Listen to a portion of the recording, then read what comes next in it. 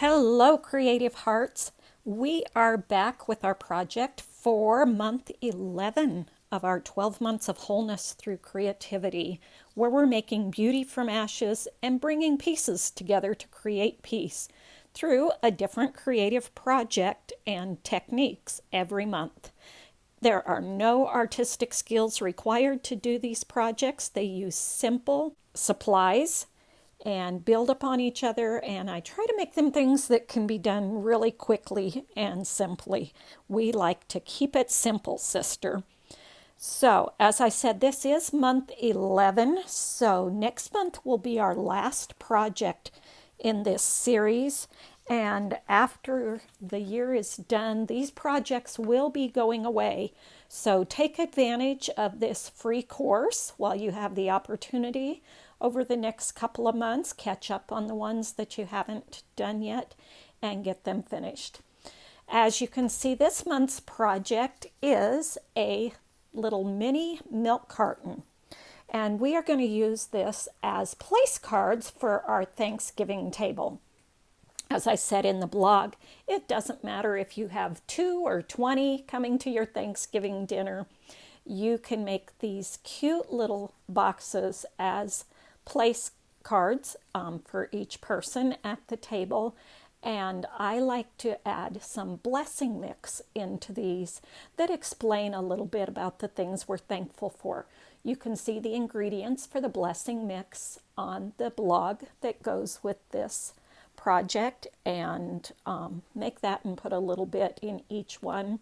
Another thing that we've done in the past is just put 5 kernels of corn in the boxes to remind us of the scarcity that the Pilgrims had that first year when so many starved to death. So the other thing about this project that you're going to see is so simple is it basically requires a sheet of 12 by 12 paper. And in fact, you can get 2 boxes out of 1 sheet of 12 by 12 paper. Everything else is just little bits and bobs as embellishments to it. So what you will need is a sheet of 6 by 11 actually, once we cut it down. So 2 boxes out of that.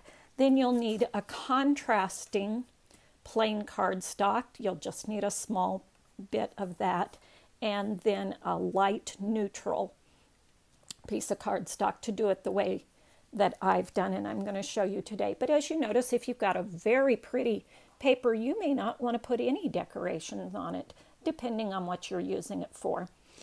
These ones today, as I said, are going to be Thanksgiving themed, but as you can tell, you could use this for any holiday, any celebration. Any little gift that would fit in this box would be great, and just decorate them accordingly. So let's take a look at the supplies we're going to need and get started. So in addition to your paper, you're going to need a paper cutter. You can use plain old scissors and a ruler if that's what you have. I'm going to use my big tonic cutter since I'm working with 12 by 12 paper. You're going to need your scoreboard and bone folder to make the creases. If you don't have this, go back to month 1 and see some options that you could use instead of a scoreboard. You're going to need scissors, and you're going to need adhesive. I'll be using my tape gun. Then for your decorations, some things you may want to use for that is you may want to do some stamping. As you can tell, I've done on a couple of them here. I'm going to be using wood stamps because that's what my Thanksgiving ones are. And so I'm going to use my Stamp-A-Majig positioner just so I can get them on my cardstock straight. You don't need this. If you can eyeball it, that's great, but this is what I use. So some stamps, a stamp positioner, obviously, along with your stamps. You're going to need some ink to stamp with. I also am going to use my blending tool and foam because I like to add some definition to the edges, and so I put a little bit of color around my edges with the blending tool. A few optional things that you may want to include is some type of embellishments or decorations. I like to pick up decorations at the craft store after holidays when I can get them 75, 80, or 90% off. So some that I've got left over are these little wooden pumpkins here, these little foil confetti of different fall themes. And I've got these leaf picks that I figured I could cut the stem off and use in some ways. They're actually cupcake picks. As you can see on this one, I had some little resin embellishments that I put on. So any type of thing like that that you want to decorate with. You're also going to need, not optional, some way to close your box. As you can tell, I've used ribbon on a couple of these. I've got a couple different fall ribbons here that I might use. I've used jute before, as you see in the picture on the blog post. Another thing that you could do is use the little mini clothespins and just clip it shut. Another option, you could put a staple in the one side, and then your carton would actually open up like a milk carton if you just had it stapled on one side. So there's a few different options. If you're going to put the ribbons on, then you're going to need a hole punch of some type. So something to punch your holes for the ribbon to go through. And then if you want to do the decorations like I've done here, you're going to need something to cut out your designs. If you just want to cut squares or rectangles free-handed or with your paper trimmer, you can certainly do that. Other options would be to use punches like I've used for the ovals here. This is a 2.5 inch oval and then a 3-inch scalloped oval that frames around the side of it. So that's one option. Another option would be to use dies and your die cutting machine. On this one, you can see I used a round die and then a scalloped round die that was just a little bit bigger to do that one. Again, you could use the ovals. Other things, dies that you can use for decorations. I use a little tag die to put the name of the person whose place it is at the table. When I originally made these, I had actually printed out the names off of my computer and had them printed out and then just cut them out with the die. But of course, you could also just write the name by hand after you've cut them out. So just some kind of little tag or something to put their name on. Or maybe you just want to write their name on the front there. That's another option. You could also use dies of different fall shapes. This one has leaves and acorns and pine cones in it that you could use as your decorations on there. Another option would be to use dies to cut out words to put on there rather than stamping it. There's that one that's thankful, grateful, and blessed. I have in this set if I wanted to die cut the words instead of stamping them on there. So grab your supplies and let's get started. And the first thing I need to bring in is my 12 by 12 paper and cut it down to size. So as I said, we need 6 inches tall,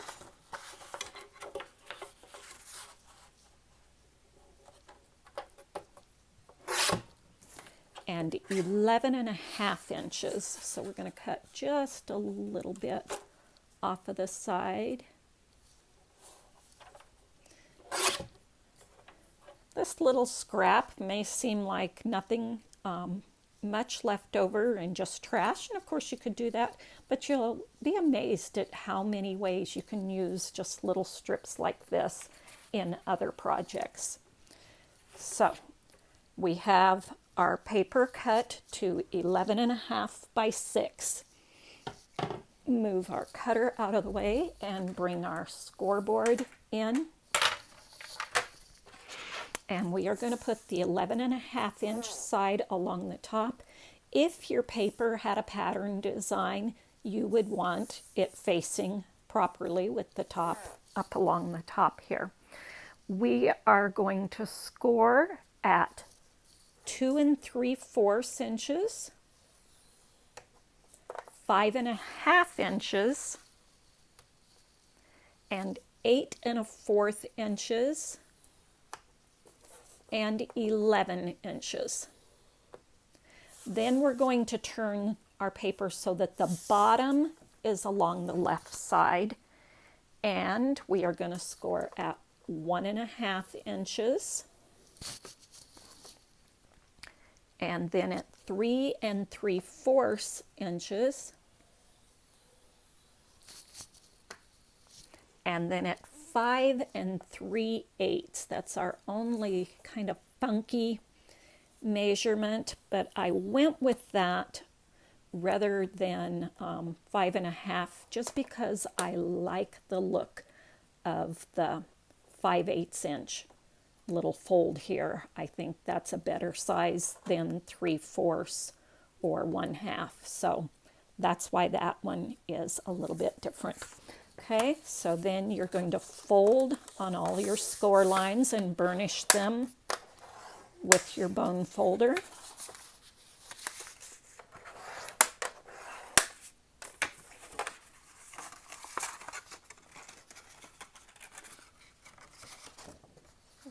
Fold is.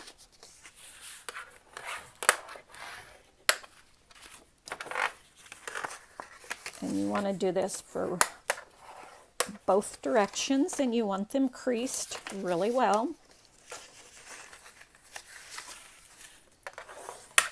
So that you have nice sharp edges on your box, and also so that you're able to see them for the next part we're going to do of cutting.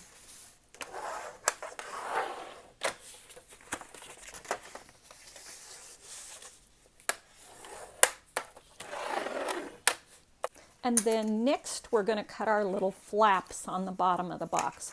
You're going to cut up each of those score lines to the first score line going the other direction. Now you can just cut up those with a pair of scissors, and then what I like to do is I like to go just on either side of the score line so it forms just a little tiny bit of a wedge, just so that you don't have any hang-ups. And so you're going to do that on each one. Now, if you have a gift bag punch board, I will show you how you can do that on this. I like using this just because I have it and because it makes really nice finished edge to your box. And to do that, you're going to put the bottom of the paper, this is the 1.5 inch fold, you're going to turn it around so that becomes the top, and you're going to line up each one of those creases for your folds with the little notch and punch those out clear across the entire piece of paper here. When you get to the end, you're going to line up the very end of the paper with that yellow line that's right on the notch there and punch it also. Okay, because I cut these flaps at 1.5 inch and the punch is 1 3/8 inch, I'm going to have to continue that little notch on up to that score line there, just taking that little bit of a triangle out of each of these tabs.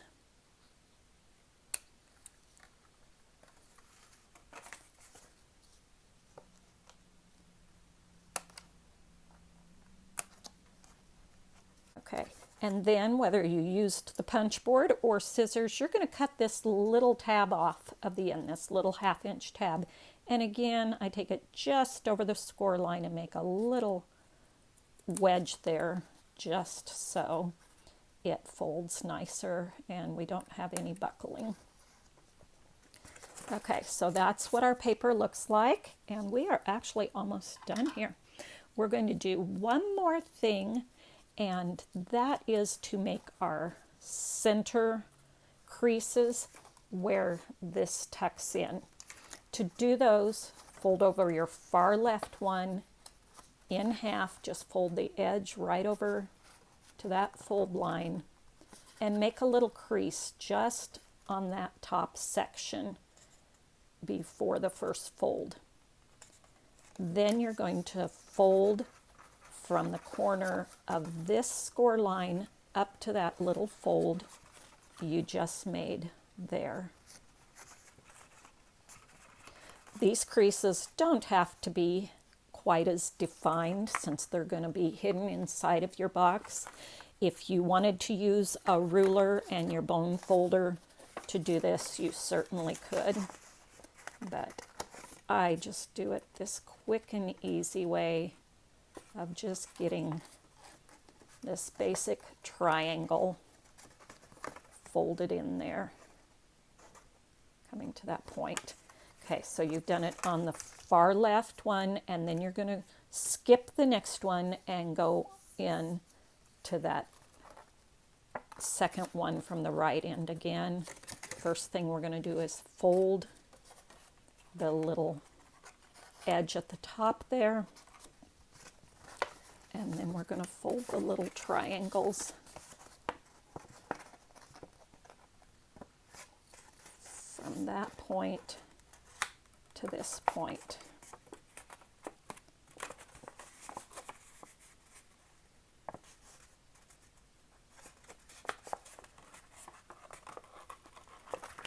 Okay, got our little triangles on our 2 points there, and we are ready to put our box together.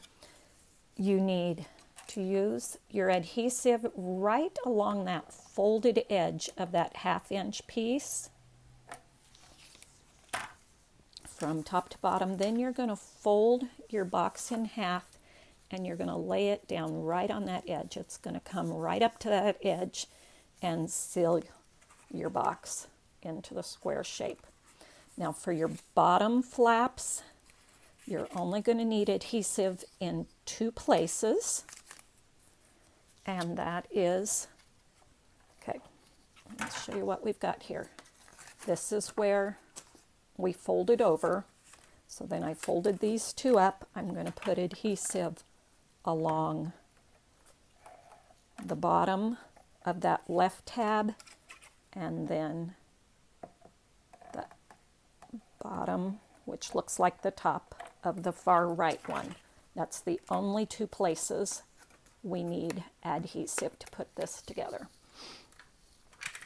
I like to bring back in my scoreboard when I do this. I'm going to fold in those 2 sides, then I'm going to fold in that back and fold in the front. But before I push anything down, I like to bring in the scoreboard here and line this up in the corner to make sure it's nice and squared, and then my box won't be wonky.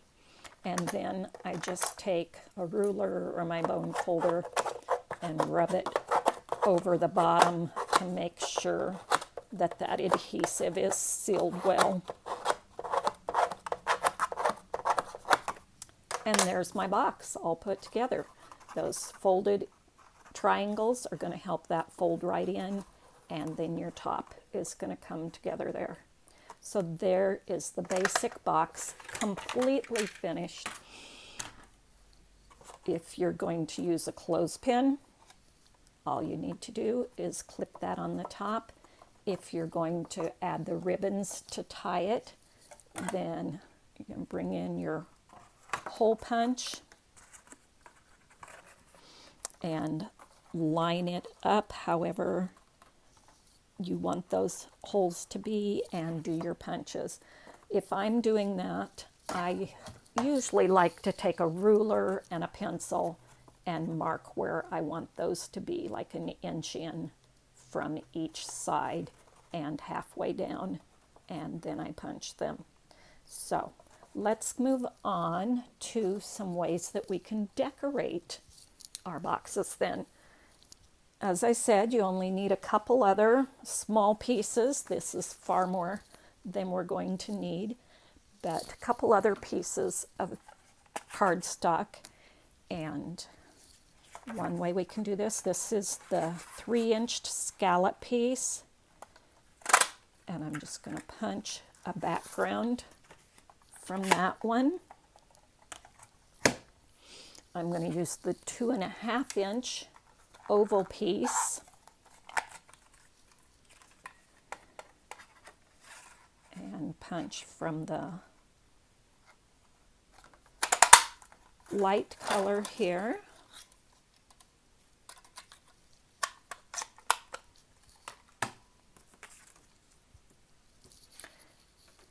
And like I said, I like to use my inks and just put a little definition around the edges there. So I'm going to come in with my spiced marmalade ink and my blending tool and just add a little bit of a definition on the edge of this light piece.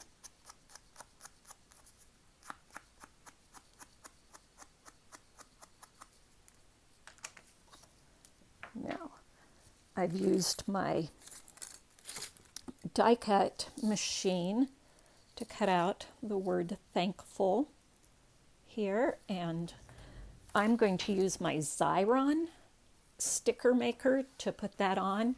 Another thing, you could use glue with a very fine tip to put that on. So either of those ways would work. This is my Xyron sticker maker. You just put your small embellishment in there and you pull it through and then tear it off, and then you rub it down good to get all that extra adhesive onto the release paper and get it out of all the little areas of your die cut there, and then pull the release paper off, and that takes all the sticky, the extra sticky with it, and then pull your die cut off of that. And I like to use my reverse tweezers to put this on just so I can line it up straighter. So I just want to line that up as carefully as I can, as centered as I can.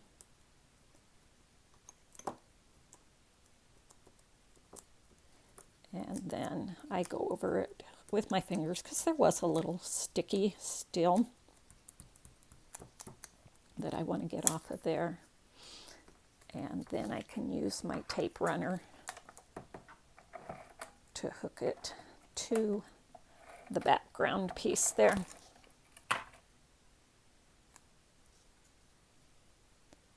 And center that as best I can. And I could use one of the other little embellishments. They might be kind of large for this, but I might want to do the leaf in a green or something if I wanted to put that on there. Or my little wood pumpkin. Again, that's kind of big for there, but it could go up on the corner there. I could just add it off of the top there. For stamping and die cutting, bring in my light colored again. I'm going to bring in Ground Espresso Archival ink. Archival ink is better for your more detailed stamps than your distress ink, and so I like using that to get a crisper image on this. Memento ink is another one that would work well for that. So since I'm going to die cut this after I stamp it, I don't have to use my positioner tool, so I can just stamp that on there. Then I'm going to add my die right around the edge of that. I can see where the center of that is. I like to put a little bit of washi tape to hold that in place so it doesn't go out of place as I cut it through the die cut machine. While I'm at it, I can put on my little name label piece that I'm going to make with this. And I'll see if I can bring my machine over into frame on my desk so that you can see actually how the die cut machine works. This one is the Gemini Junior, which is an electric machine that uses the individual dies. The other machine that I have is a Cuttlebug, which is a hand crank. That would be the same as like a Sizzix Big Shot or a Spellbinders machine, and so you can use whatever kind of machine you can find or that you have on hand, but today we're going to be using the Gemini Junior. Okay, I've got my Gemini Junior here, and I've got the pieces I'm wanting to die cut here. As I said, I use a little bit of washi tape to put them on to the paper so they don't slide around in there. That way I can get all three that I'm wanting to do through in one pass. So here's my sandwich for making that, and put it into the machine.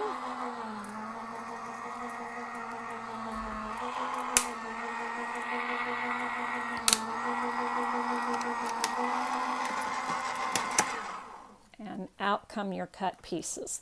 The difference between this one and the other machines is just that you crank them by hand instead of it electronically or electrically pulling it through. So we've got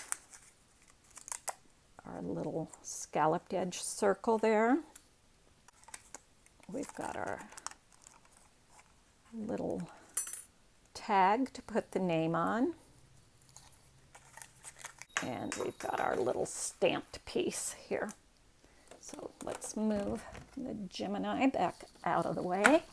Like I said, I like to just put a little definition around the edge of my pieces. So this one, I'll use a green.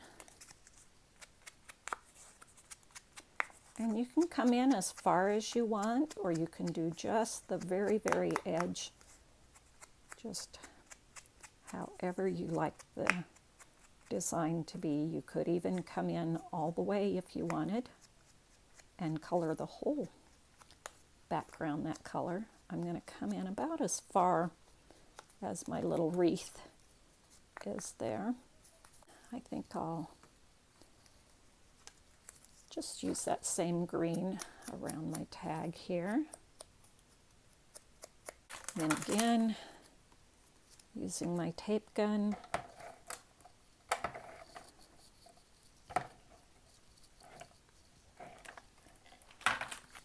and centering my circle inside my outer circle. And using my tape gun again to get adhesive on the back of that circle.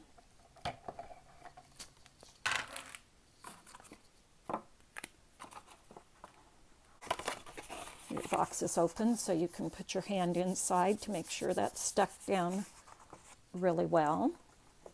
Okay, for this box I'm going to put my jute cord through. And if I was using this, I would write the name on my tag before I put it on, if this was going on my table.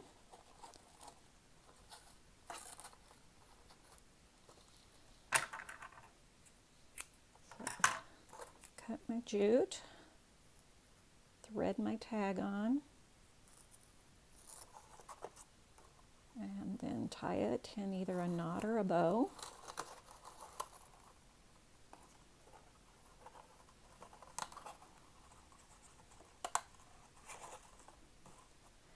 And our box is done. Okay, let's finish this last little box off that I've put our oval with our thankful on. Let's finish it off with some of these little confetti pieces. Now with little pieces like this, or the little resin piece that I put on this one, the best way to adhere those is with glue dots. And that is great for holding little things like this.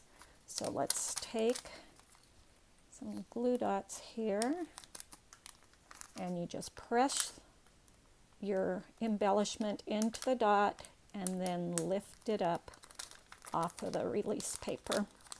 And let's put our little acorn at the top. It'll go off above the fold there, but that's okay. And let's put a couple of our little leaves at the bottom.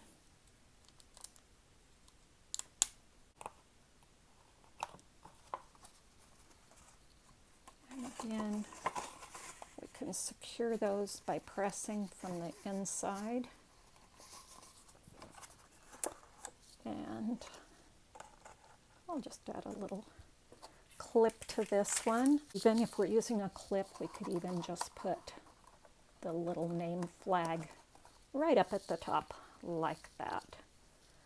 So there are our little boxes, little mini milk carton boxes that you can do really quickly and make several of them just in assembly line fashion. You could get them done very quickly for all of your guests at your table. The last thing is I've included a link on the blog to a cute little print out of the blessing mix if you want to include that at each person's place to explain the ingredients that are in the box if you use this blessing mix. So go gather your supplies together and make your little mini milk cartons, and then be sure to post your pictures to our social media groups at MeWe or Facebook. We want to see what you've made. If you post them on Instagram, be sure to tag and hashtag me in those. So until next time, keep making beauty from ashes and be freely whole and give thanks.